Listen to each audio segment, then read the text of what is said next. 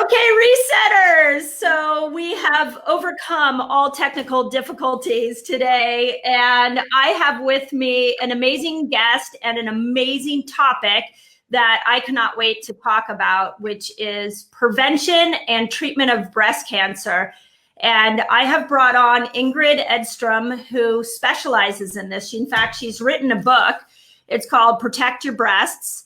And Ingrid, I welcome. Let me start off by just welcoming you. And I've been going to your website and looking you up, and you're doing amazing things in the world. So welcome to Resetter TV. We're so excited to have you.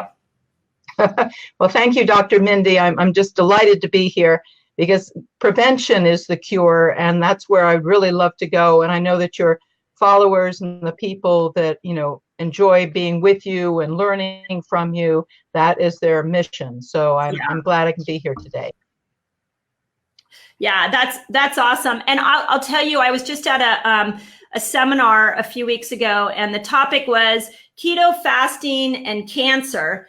And there were many cancer experts, including Dr. Tony Jimenez, who runs Hope for Cancer down in Mexico, and Dr. Keneally, who has a clinic in Orange County, Dr. Winters, who is a breast cancer survivor herself. And the general consensus of these three cancer experts is prevention is key. Like you said, it's really important that we focus on prevention.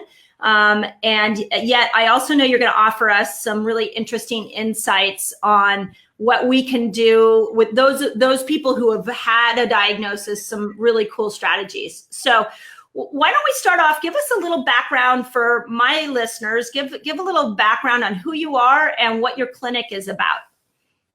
Sure. Could you close the door, Sam?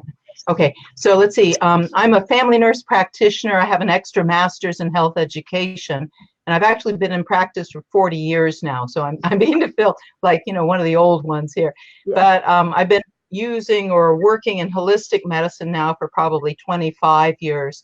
So I have more of a functional medicine sort of approach to my clinic and what I'm doing. I'm here in Eugene, Oregon.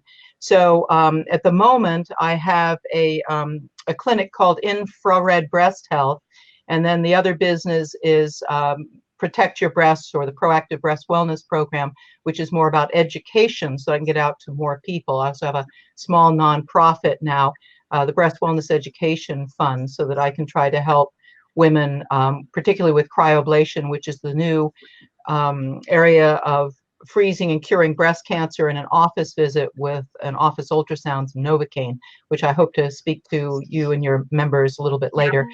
So for the last 13 years, the infrared camera has changed the way that I practice medicine. It's been really awesome. So I think that you and your members wanted to know the difference between mammography and thermography. Was that one of the questions that you had? There's a couple of things I want to dive into. One is mammography first versus thermography, and then I want to talk about diet and some of the tricks that you have for prevention. And then we'll talk about the cryoablation and some natural treatments. So, but this comes up a lot, mammography versus thermography. And I'm very skeptical of mammography. I think we have a lot of misdiagnoses that way. And I think it's too frequent. The way that their recommendations are too frequent. And so thermography is a really interesting alternative. So I'd love to hear your thoughts on that. Sure. No, it's one of my favorite topics. So in my little clinic of infrared breast health, I have a high-end military camera. There's only 2 in the state of Oregon. So the thermography is a test of physiology or metabolic activity or heat.